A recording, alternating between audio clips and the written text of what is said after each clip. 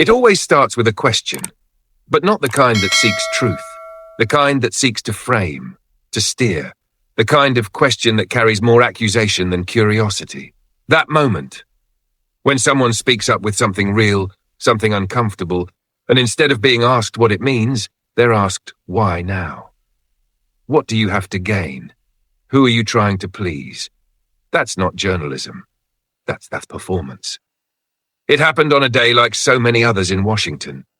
Cameras humming, reporters filing in, half listening, half writing the narrative in their heads before a word had been spoken. Tulsi Gabbard stepped to the podium with a quiet steadiness, not to cause drama, not to grandstand, but to reveal something. Declassified documents, evidence, receipts. And before she could even get into what they revealed, the question was asked by CNN's Caitlin Collins. Not about the documents, not about the facts, but about her motives, her relationship with the president. The suggestion was clear. You're not here to tell the truth, you're here to fix your image. And just like that, the entire conversation pivoted, away from the facts and towards suspicion, away from the message and onto the messenger.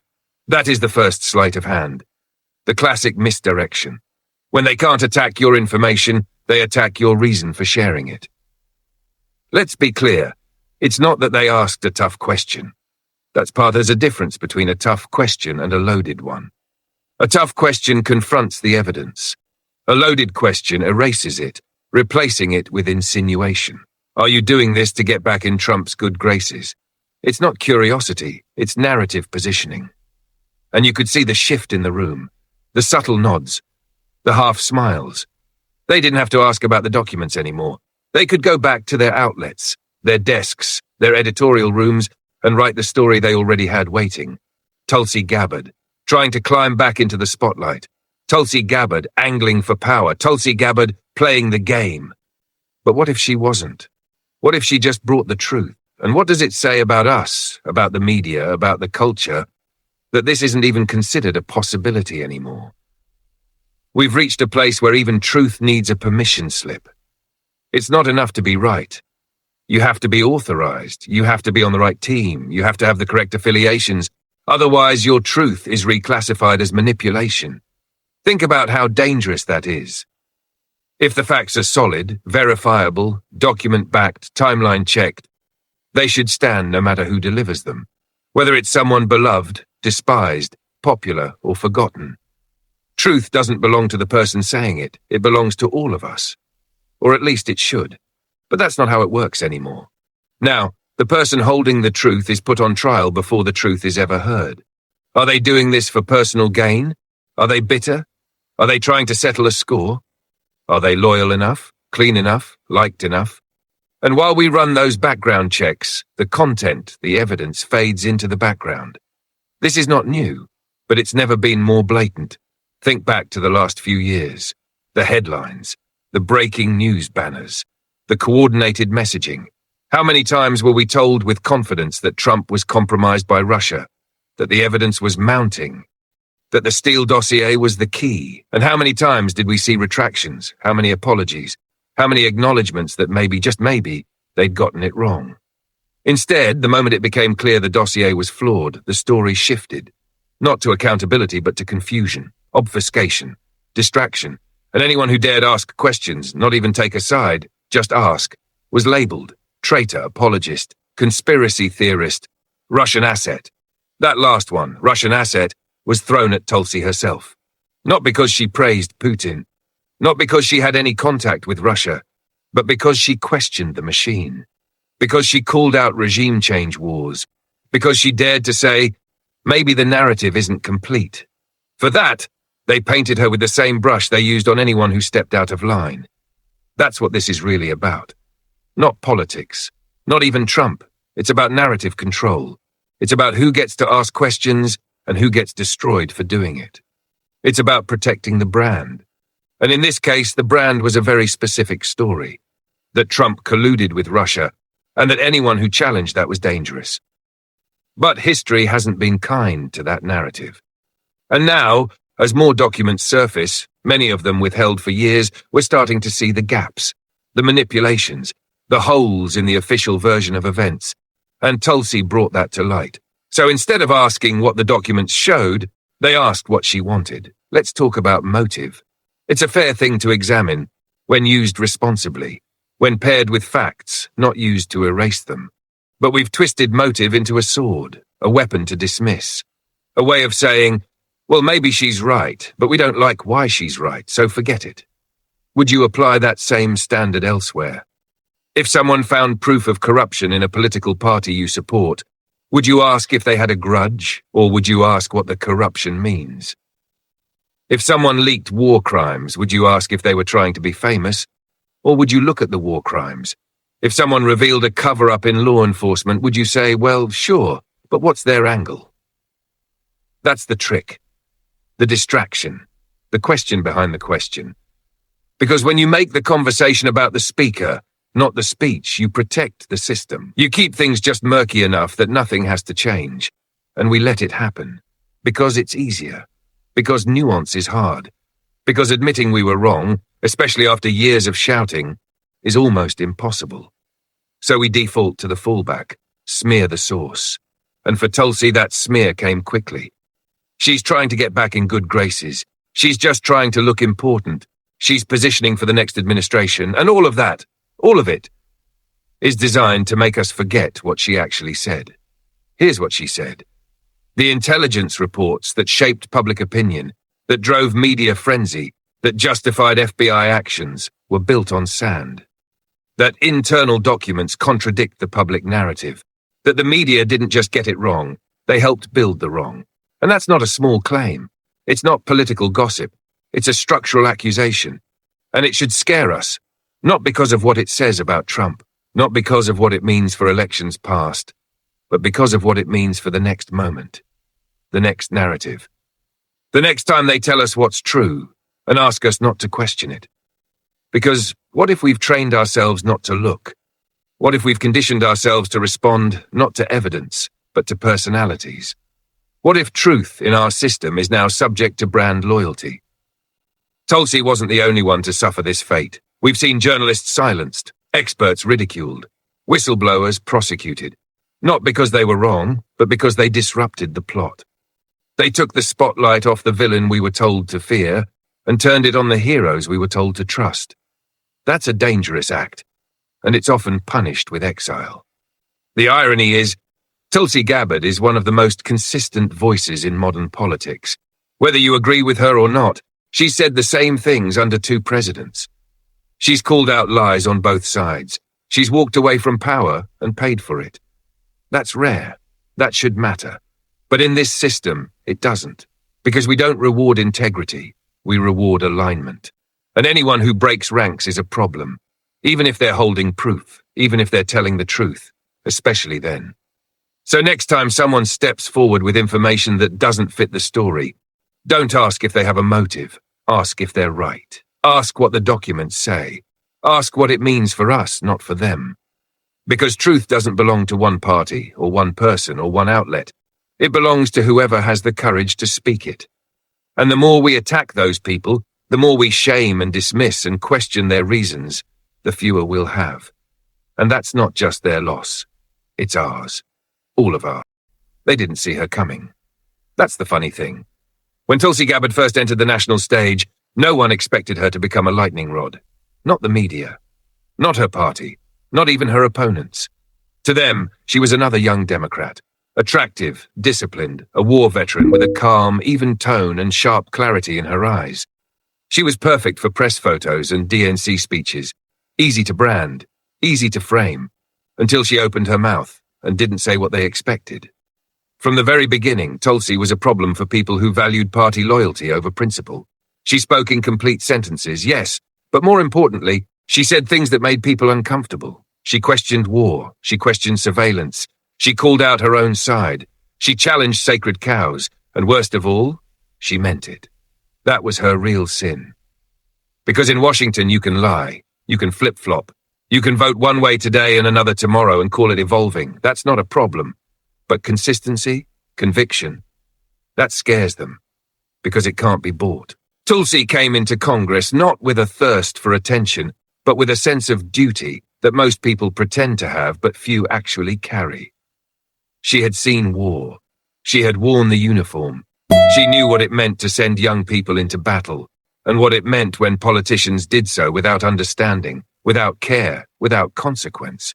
She brought that weight with her, that knowledge, and when she spoke about regime change, about interventionism, about the moral rot of endless conflict, she wasn't quoting talking points. She was reliving something real, and that made her dangerous. Not because she was extreme, but because she was sincere. And if there's one thing the political establishment fears more than a radical, it's someone who actually believes what they say. The machine didn't know what to do with her at first. She was a Democrat, but not the right kind. She spoke out against Obama's foreign policy, even though that was supposed to be off limits. She criticized Hillary Clinton, even though that was career suicide. And then came the moment that made it official. She quit the DNC, walked away, resigned her position, in protest, because she saw what they were doing behind closed doors. How they tilted the field, how they chose their winner before the race began, how they buried candidates and silenced dissent, and she said, no. She said, this isn't what I signed up for. She said, I don't care if it costs me everything. And it did. From that moment forward, Tulsi Gabbard was treated not as a colleague, not even as a rival, but as a threat, because she had stepped off the script, and you can't control someone who doesn't need what you offer. No media boost? Fine. No party support? Fine. No donors? No praise? No protection? Still fine. Because Tulsi was driven by something bigger than politics. She was driven by truth. And in a system built on carefully packaged lies, that made her radioactive. They tried to box her in, to label her, to flatten her out into a headline. First she was bold, then she was divisive, then she was controversial. Then they went nuclear. Russian asset. 3 syllables, 1 narrative, and all of it nonsense. Let's talk about that for a second. The term Russian asset doesn't mean anything anymore. It's been used so casually, so lazily, so recklessly that it's lost all definition. At one point, it meant someone actively working on behalf of a foreign adversary. Now it means anyone who challenges the Democratic Party's foreign policy agenda. Tulsi wasn't advocating for Russia. She wasn't pro-Putin. She wasn't echoing Kremlin propaganda. She was saying, again and again, we need to stop engaging in regime change wars that kill innocent people, drain our economy, and create the very instability we claim to be fighting. That's not treason. That's sanity. That's restraint. That's common sense. If you've ever worn a uniform or buried a friend or seen the human cost of drone strikes. But the narrative machine didn't want nuance. So they painted her with a brush so broad, so stupid, that it didn't even require evidence. It just needed repetition. And suddenly, Tulsi wasn't just a rogue voice. She was an enemy, a danger, a traitor. And that lie stuck. Because the people who were supposed to challenge power, the press, instead amplified it. They didn't fact-check the claim. They didn't ask for proof. They just ran with it. Night after night, they hosted pundits who repeated the slander, nodded along, looked concerned, and then pivoted to the next story. No pushback, no pause, just narrative stacking. And all the while, Tulsi kept showing up, kept speaking clearly, kept refusing to back down. When she stood on that primary debate stage in 2020, they couldn't ignore her, so they tried to erase her in real time. Google blocked her ads. Pollsters left her name off surveys. Networks cut her out of highlight reels. It was surreal. She was speaking live on television and somehow invisible. And yet, every time she spoke, the audience listened. Because there's something about a voice that doesn't flinch, something that cuts through noise, something that knows. You could feel it, even if you didn't agree with everything she said. She wasn't calculating. She wasn't memorized. She wasn't performing. She was telling you what she believed and daring you to think for yourself. How rare is that? How rare is it, in this age of political ventriloquism, to hear someone speak with conviction that hasn't been poll-tested or campaign-approved? That's why the system had to shut her down. Because she didn't just disagree with the narrative. She exposed it. She called out the military-industrial complex by name. She condemned the media for parroting intelligence leaks without scrutiny. She warned that both parties, red and blue, were colluding in silence, approving endless war while pretending to fight each other. And for that, they had no answer. So they turned her into a ghost, marginalized, mischaracterized, mocked, And when she finally left the Democratic Party, officially, decisively, they barely covered it. Because it was easier to pretend she didn't exist than to admit that she had left on principle. Most politicians leave parties for power. Tulsi left for truth. She knew what it would cost, but she also knew what it meant to stay, to compromise, to submit, to pretend. And she couldn't do it. Not after everything she'd seen, not after everything she'd said. So she walked. And now they can't stand that she still speaks, that people still listen, that even without a title or a party or a seat at the table, she still carries weight, still matters, still challenges them. Because that's the power of authenticity. It doesn't go away just because they ignore you. In fact, it grows stronger. And now, with new documents emerging, with old lies crumbling, with truth leaking out from under the floorboards, Tulsi's warnings don't look fringe anymore. They look prophetic. Everything she called out is now being admitted, quietly, in footnotes, in hearings, in dusty reports no one reads. The dossier was fake, the surveillance was excessive. The media played along, and Tulsi, she was right. She was right about the lies, right about the spin, right about the cost. And that terrifies them. Because if she was right about that, what else was she right about? What else are they wrong about? How many stories have they scripted? How many truths have they buried? And how many more people like Tulsi will they try to silence before the rest of us finally say, enough? The hardest lies to see are the ones wrapped in partial truths. And for years we were fed a narrative so carefully constructed, so endlessly repeated, that even the skeptics started to second-guess themselves. Because how could it all be wrong? How could that many journalists, that many analysts, that many officials be off base? But they were. And they weren't just mistaken. Some of them knew. Some of them chose to know less. And others, perhaps the most dangerous, convinced themselves that lying for the right reasons wasn't lying at all. That bending the truth was acceptable as long as the outcome served the greater good. This is the story of how intelligence became politics, of how facts were filtered, of how words like assessment, likely, suggests, and high confidence were used not as tools of precision but as shields, allowing those in power to say everything while committing to nothing. It's also the story of how the American people were treated like children, too fragile for complexity, too tribal for nuance, too distracted to notice the inconsistencies piling up. Let's go back for a moment, to 2016, to the chaos of that election, to the fever pitch that consumed the media, to the emails, the leaks, the scandals, and the convenient conclusion that Russia had interfered with the intention of helping Donald Trump win.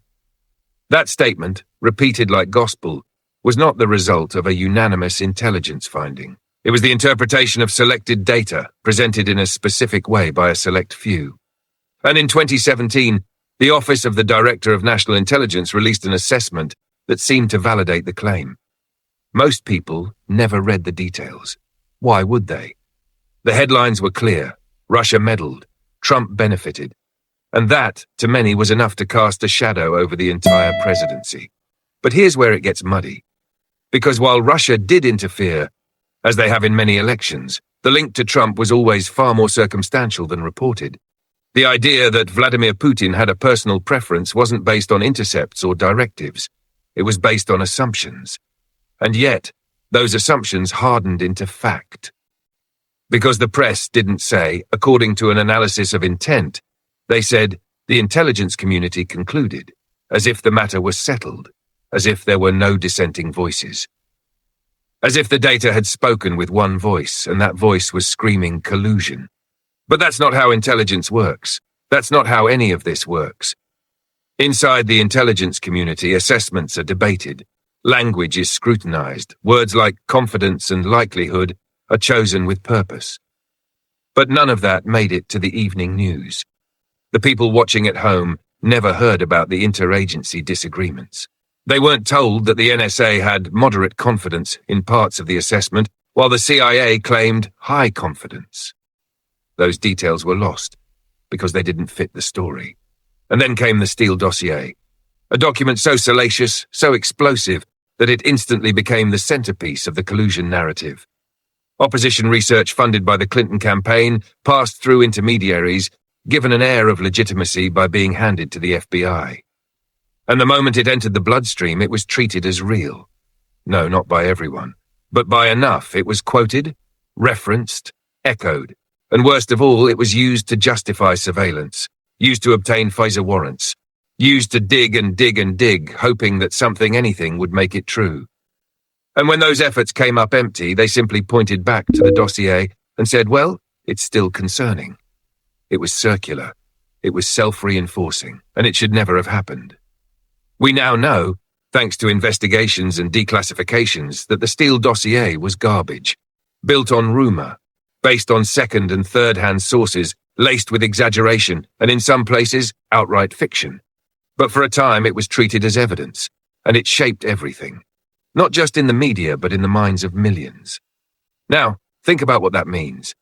It means that for years, the American people lived under the weight of a suggestion that their president had colluded with a foreign adversary. That suggestion undermined trust, divided families, infected public discourse. It made dialogue impossible. Because how do you debate policy with someone you believe is compromised? How do you listen to a leader you believe was installed by your enemy? You can't. You don't. And that was the point. To delegitimize. To divide. To make the 2016 election unhealable. Was Russia trying to interfere? Of course. They've always interfered. So have we in other countries. But interference isn't collusion. And that distinction was lost, purposefully. Tulsi Gabbard saw it. Others did too. But saying so out loud made you a pariah. It didn't matter that the Mueller report found no criminal conspiracy. It didn't matter that the dossier was discredited. It didn't matter that the intelligence community itself began walking back some of its earlier language. Because once a narrative takes hold, especially one that confirms our fears, it doesn't need proof anymore. It becomes its own proof. And by the time the truth catches up, the damage is already done. This is why integrity in intelligence matters. This is why precision in language matters. Because once you break that trust, it's nearly impossible to restore. And we're living in that aftermath now. Every intelligence report, every leak, every statement from an anonymous official is now met with skepticism. Not healthy skepticism, not critical thinking, but deep, corrosive doubt. Because people remember. They remember the breathless reporting, the nightly countdowns, the bold headlines, the promise that justice was coming, that indictments were imminent, that the walls were closing in. And then, nothing. And instead of reckoning with that failure, the media simply pivoted. As if none of it had ever happened. As if the last 3 years had been a bad dream. But Tulsi didn't forget. And neither did the millions who saw what was done to her. Saw how she was smeared for not playing along. Saw how asking questions became dangerous. That's the legacy of politicized intelligence. Not just a broken narrative, but a broken trust. And when trust breaks, everything else starts to crack. Because how can we respond to real threats when people no longer believe the warnings? How can we defend democracy when people assume every statement is a spin? We can't. And that's the real cost. Not to Trump, not to Clinton, to us, to the country, to the idea that facts matter, that institutions can be relied on, that intelligence serves the people, not the parties. It will take a generation to rebuild that, maybe longer, and it starts with accountability, not vengeance, not scapegoats, but real structural accountability, admitting what went wrong, owning the mistakes, fixing the processes, and honoring those like Tulsi who had the guts to call it out when it mattered, even when it hurt, even when it cost them. Especially then, because those voices are rare, and if we ignore them, if we let them be drowned out, we will only have ourselves to blame when the next narrative comes, and we fall for it all over again. There was a time when people looked at the evening news and thought, if they're saying it, it must be true. That time is gone, and it didn't disappear in a single scandal. It wasn't one anchor, one lie, one broken story. It was erosion, slow, deliberate. 1,000 little choices made by people in makeup and microphones, until somewhere along the way, journalism stopped being about truth and started being about theatre. The faces didn't change, the suits stayed sharp, the sets got bigger, but the soul, that disappeared. Now when people hear a headline, they don't ask, is that true? They ask, which side is that from? And that question, that tiny shift, is the consequence of a media culture that decided long ago it was more profitable to provoke than to inform. The problem isn't just bias. That's too simple. Bias is human. Everyone has it. The problem is performance. The problem is when a reporter stops being a reporter and becomes a character, a brand, a narrative vessel, someone who no longer seeks to uncover facts, but to defend a worldview. Watch how they do it, every day, every hour. They don't just ask questions. They inject suspicion. They don't report developments. They assign blame. They don't give you information. They give you ammunition. They're not speaking to all Americans. They're speaking to their audience, carefully defined, segmented, monetized. And in doing so, they've broken the most sacred contract journalism ever had. Tell the truth, even when it's inconvenient. Look at the Caitlin Collins moment again. Look at how fast the focus turned from evidence to intent, from what's in the documents, to why is Tulsi doing this now?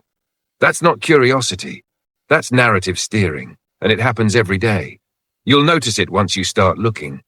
When they quote someone, but only the half that sounds extreme. When they cut away just before a full answer. When they bring on experts who all agree, not because that's where the evidence leads, but because that's where the story needs to go. This is not journalism. This is play acting. And the audience, us? We've been trained to clap on cue, to boo at the villain, to feel outrage without ever understanding the details. Because the story isn't designed to inform us. It's designed to move us, to get clicks, shares, loyalty. Emotion is currency now, and fear, that's gold. If they can make you afraid of the other side, of the truth of each other, they own your attention. And attention is the product. The moment you stop thinking of news as information and start seeing it as a business model, everything changes. Suddenly you understand why stories are told the way they are, why certain phrases are repeated, why some facts are emphasized and others buried. Because this isn't about informing the public anymore. It's about maintaining a narrative ecosystem. And if something threatens that system, a new voice, a new fact, a new document, the system fights back. Not with logic, with framing. Watch how they frame Tulsi Gabbard. Not just once, over and over. The veteran, reduced to a Russian sympathizer. The Democrat, labeled far-right. The whistleblower, called self-serving. It didn't matter what she said. It didn't matter what she proved. The only thing that mattered was how to neutralize her. How to package her in a way that made people stop listening. And the media did that with surgical precision. Because they've done it before. They did it with anyone who questioned the Iraq War, until we found out the weapons weren't there. They did it with anyone who questioned the Steele dossier, until we found out it was trash. They did it with anyone who asked about censorship, corruption, foreign influence, COVID origins, lockdowns, anything that challenged the dominant consensus, until those questions became unavoidable. And by the time the truth came out, they were already on to the next story. No correction, no accountability, just a new headline, a new villain, a new distraction. That's the strategy. Never pause, never look back, never admit fault. Just keep moving. Because the moment they slow down, you might start asking questions, and questions are dangerous, not to the truth, but to them. Because if you start asking questions, you'll realize how often they've steered you. How many times they've told you what to think, instead of giving you the tools to think for yourself. You'll realize how often the experts were wrong. How often the anchors performed concern instead of practicing it. You'll realize that the very institutions that were supposed to hold power accountable have instead protected it. And if you see that, really see it, you might start to wake up. You might start to listen to people they told you to ignore. You might start to question the framing. You might start to demand actual journalism again. And that terrifies them. Because the truth is, most of these people don't know how to do real journalism anymore. They've spent years reading teleprompters, hosting panels, teasing segments, throwing to commercial. They've forgotten how to dig, how to wait, how to investigate something that doesn't fit neatly into a pre-written script. And so, when someone like Tulsi steps up with evidence that requires context, that demands re-evaluation, they don't know how to handle it. So they deflect, they smear, they create noise. And the audience, so starved for clarity, gives up, turns away, moves on. That's what they're counting on. Not that you'll believe them forever, just that you'll tune out. That's their version of a win. Because as long as you're not asking questions, they're safe. But here's the thing. You can ask questions, you can demand more, you can notice the framing, you can listen longer, dig deeper, stop reacting and start thinking. And when you do, you take your power back. You stop being a product. You start being a person again. Someone who isn't manipulated by tone, by graphics, by music, by carefully clipped videos. Someone who reads the full quote, listens to the full speech, checks the source. Someone who doesn't care if it comes from the left or the right, but only if it's true. That's the person they fear the most. Not the ideologue, not the partisan, the skeptic, the citizen, the one who refuses to clap on cue. Because that person can't be programmed. And when enough of those people exist, the narrative breaks, the framing collapses, and suddenly, the truth has room to breathe. They always say the truth comes out in the end, but what they don't say, what they never say, is that by the time it finally surfaces, so much damage has already been done. Reputations ruined, trust shattered, conversations poisoned, and sometimes, even when the truth finally crawls into daylight, nobody's there to see it. People have moved on, or tuned out, or just stopped caring. And that's the real tragedy. Not that we're lied to, but that we learn to live with it, that we adapt, that we normalize it, that we start to expect it. And somewhere along the way, without anyone announcing it, the truth becomes irrelevant. That's what happened to us. Not in one night, not with one event, but over years. Years of headlines designed to enrage, not inform. Years of investigations that promised justice but delivered distraction. Years of officials lying under oath, then getting book deals. Years of networks choosing drama over depth. And what did we do? We kept watching, kept scrolling, kept taking sides. We let it become normal. We let outrage replace understanding. And by the time we realized the stories we were told were built on sand, it didn't even matter anymore. Because the real damage had already been done. Not to the politicians, not to the networks, but to us. We were divided. We were exhausted. And worst of all, we were numb. Truth became something optional, something flexible. Something you could edit based on who you voted for. And that's how we ended up here. In a country that can't even agree on reality. Where people see the same event and walk away with opposite conclusions. Where facts feel like weapons. Where conversation feels like combat. And the truth?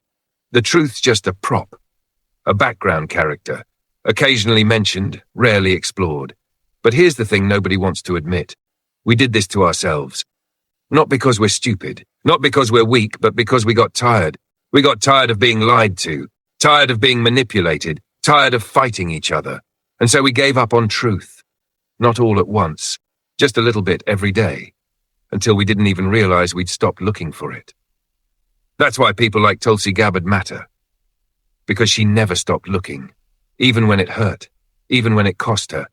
Even when the very people who once cheered her on turned their backs. She kept going. Not because she had some master plan. Not because she thought it would make her popular. But because some people still believe that truth, even when it's messy, even when it's hard, is worth fighting for. And now, we're being asked the same question. Do we believe that? Do we still think it's worth fighting for? Or have we become so used to the lie that we don't even notice it anymore? That's what episode 5 is really about. Not them. Not the politicians. Not the reporters. Us. Because the truth doesn't die when it's silenced. It dies when we stop caring. When we stop asking questions. When we stop listening. When we become so loyal to our side, our party, our algorithm, that we close our eyes to anything that doesn't fit. It's not just dangerous, it's fatal. Because when a society gives up on truth, everything else falls apart. Laws become theatre. Justice becomes selective. Elections become performative. And democracy becomes a brand, not a belief. That's the cliff we're standing on right now, and no one is going to pull us back from it except us. There is no savior coming, no perfectly moral politician, no flawless journalist, no magical platform that filters out the lies and hands us clarity. It's on us now, each of us, to make a choice, a hard choice, to be better than the system that failed us, to be curious when it's easier to condemn, to be skeptical without being cynical, to admit we were wrong, even when it burns, to stand for truth, not because it's popular, but because it's necessary. That's what Tulsi did. Over and over again, she chose truth over comfort, principle over party, and it nearly destroyed her political career. But it didn't destroy her, Because the people who stand for truth, no matter how hard they're hit, they don't vanish, they eventually, even if it takes time, even if it's long after the headlines move on. Because truth always finds its voice. Sometimes it whispers, sometimes it roars, but it never stays silent forever. And when it speaks, when it finally cuts through the noise, the people who've been waiting for it, the people who never gave up, they hear it, loud and clear, and they remember. That's what this final episode is, a reminder that you're not crazy, you're not alone, you're not paranoid for noticing the lies, you're paying attention, you're awake. And in a world that wants you numb, that's a rebellion. So don't stop. Keep paying attention, keep asking hard questions, keep refusing to accept easy narratives, because that's how we rebuild trust, not all at once, but one moment at a time, one voice at a time, one truth at a time. And maybe, just maybe, if enough of us do that, we can find our way back to something better. To a country where truth isn't a liability, where character matters more than party, where journalism means accountability, not agenda, where disagreement doesn't mean war. It's not a fantasy, it's a choice, and it starts now. With you, with us, with a promise, not to believe everything, but to question everything, not to accept every claim, but to test every one, not to hate the people who disagree with us, but to challenge them and be willing to be challenged in return. That's how we get our truth back. That's how we get our country back. That's how we become something worth believing in again. So stand up, speak up, and never let them bury the truth again, not without a fight. End of episode.